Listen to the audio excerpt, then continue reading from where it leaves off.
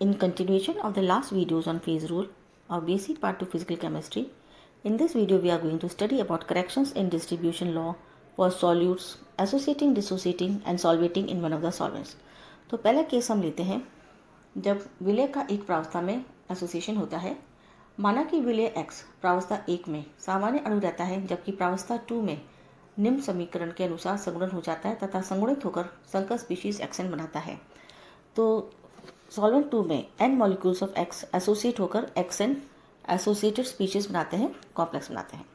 अब हम इस आरेख की बात करें तो इस आरेख के अनुसार हम देखें प्रावस्था 1 में जो विलय के अनएसोसिएटेड मॉलिक्यूल्स हैं उनका कंसंट्रेशन C1 है तथा प्रावस्था 2 में एसोसिएटेड तथा अनएसोसिएटेड मॉलिक्यूल्स की जो कंसंट्रेशन है वह क्रमशः C2 तथा C3 है।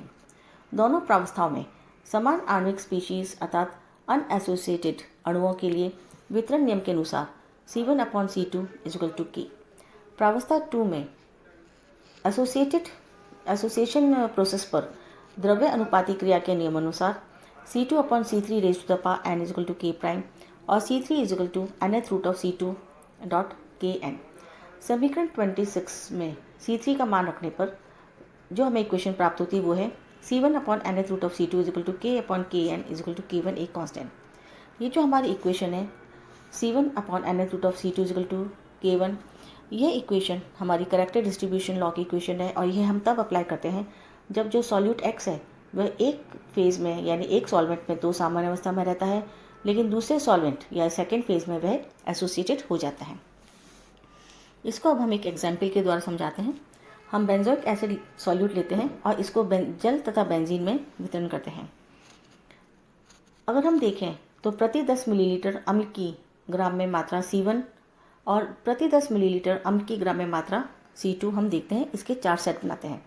तो पहले सेट में C1 की मात्रा 0.150 है और C2 की मात्रा 2.42 है। सेकंड सेट में C1 0.195 है और C2 0.412 है। थर्ड सेट में C1 0.220 है और C2 0.534 है। थर्ड सेट में C1 0.289 है और C2 0.970 है। अब हम इसका जो हमारे पास डेटा आया है इसको हम दो तरह से अप्लाई करते हैं। पहले हम ये मान के चलते हैं कि जो बेंजोइक एसिड है वह जल और बेंजीन दोनों में सामान्य अवस्था में रहता है। तो हम जो इक्वेशन अप्लाई करते हैं वह नॉर्मल डिस्ट्रीब्यूशन लॉ की अप्लाई करते हैं, जो कि है C1/C2 = K। और C1/C2 की जो इक्वेशन हम चारों सेट में अप्लाई करते हैं तो K का मान फर्स्ट सेट के लिए आता है 0.62, सेकंड सेट के लिए K का मान आता है 0.048 और थर्ड सेट के लिए K का मान आता है 0.041 और फोर्थ सेट के लिए K का मान आता है 0.030।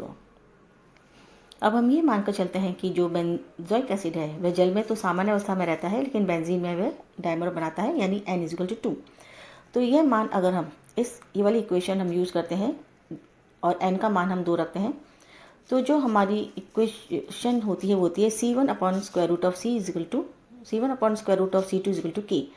अब जो हमारी C1/C2 की मात्रा है इनको अगर हम इस इक्वेशन में प्रतिस्थापित करते हैं तो K का मान हमें प्राप्त होता है। तो फर्स्ट सेट में K का मान आता है 0.3050, सेकंड सेट के लिए K का मान आता है 0.3080 और थर्ड सेट के लिए K का मान आता है 0.3010 और फोर्थ सेट के लिए K का मान आता है 0.2935। अतः हम देखते हैं कि जो एग्जाम्पल हमने लिया है इसमें जब हम C1/C2 नॉर्मल डिस्ट्रीब्यूशन लॉ ले रहे थे तो K का मान परिवर्तित होता है हर बार, जबकि जब हमने डायमर के रूप में करेक्टेड इक्वेशन ली थी या करेक्टेड इक्वेशंस को जैसे C1/√C2 इस्तेमाल की थी तो जो K का मान आता है वह स्थिर आता है। तो इसे ये सिद्ध होता है कि जो बेंजोइक एसिड है वो बेंजीन में डायमर के रूप में उपस्थित रहता है। अब हम सेकंड केस लेते हैं जिसमें विलय का एक विलायक में वियोजन होता है, अर्थात the solute is dissociated in one of the solvents. माना कि विलय XY विलायक प्रावस्था 1 में सामान्य रहता है तथा विलायक प्रावस्था 2 में X तथा Y स्पीशी में वियोजित हो जाता है। इस चित्र में हम देखें तो जो सॉल्वेंट A है इसमें XY नॉर्मल अवस्था में रहता है और इसकी कंसंट्रेशन C1 है, जबकि सॉल्वेंट 2 में जो XY है वह वियोजित होकर X और Y डिसोसिएटेड स्पीशीज रहता है और अनडिसोसिएटेड स्पीशी XY तथा डिसोसिएटेड स्पीशीज X + Y में साम्यावस्था स्थापित हो जाती है और जो XY की कंसंट्रेशन वह C2 1 - अल्फा होती है और जो X और Y की कंसंट्रेशन वह C2 अल्फ़ा और C2 अल्फ़ा होती है, जहाँ पर जो अल्फ़ा है वह वियोजन की मात्रा है। प्रावस्था 1 में सांद्रता C1 तथा प्रावस्था 2 में अवियोजित अणु की सांद्रता C21 माइनस अल्फ़ा है और x और y की यानी वियोजित अणु की सांद्रता C2 अल्फ़ा क्रमशः है x और y की। वितरण नियम दोनों विलायकों में उपस्थित समान आणविक स्पीशीज अर्थात अवियोजित अणुओं पर ही लागू होता है। अतः वितरण नियम के अनुसार अगर हम देखें तो C1/C21 minus alpha equal to K। जब दोनों प्रावस्थाओं में से किसी एक में वियोजन होता है तो संशोधित समीकरण 29 का प्रयोग करते हैं, यानी ये जो हमारी C1/C21 माइनस अल्फ़ा इक्वेशन है ये करेक्टेड इक्वेशन है और यह तब अप्लाई की जाती है जब जो सॉल्यूट x है वह एक में तो किसी एक सॉल्वेंट में तो सामान्य अवस्था में रहता है, लेकिन दूसरे सॉल्यूट में वह वियोजित हो जाता है। लेकिन अगर विलय हमारा जो है वह दोनों विलायकों में वियोजित हो, अर्थात वो फेज़ 1 में और फेज़ 2 दोनों में वियोजित होता है, तो वितरण का नियम इस प्रकार करेक्टेड हो जाता है कि C1 into 1 minus alpha 1 upon C2 into 1 minus alpha 2, जहाँ पर जो C1 है वह कंसंट्रेशन सॉल्वेंट A में है, C2 है वह कंसंट्रेशन B में है और जो अल्फ़ा 1 अल्फ़ा 2 है वह क्रमशः A व B में वियोजन की मात्रा है।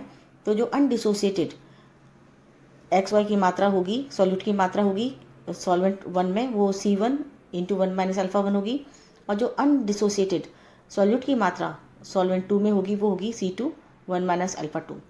और ये करेक्टेड इक्वेशन तब इस्तेमाल की जाती है जो हमारा जो सॉल्यूट है एक्स वाई वह दोनों सॉल्वेंट्स में डिसोसिएटेड होता है। अब हम तीसरे केस की स्टडी करते हैं जब विलय का किसी एक विलायक के साथ संयोग या विलायक संकरण का बनना होता है। The solute gets solvated in one of the solvents.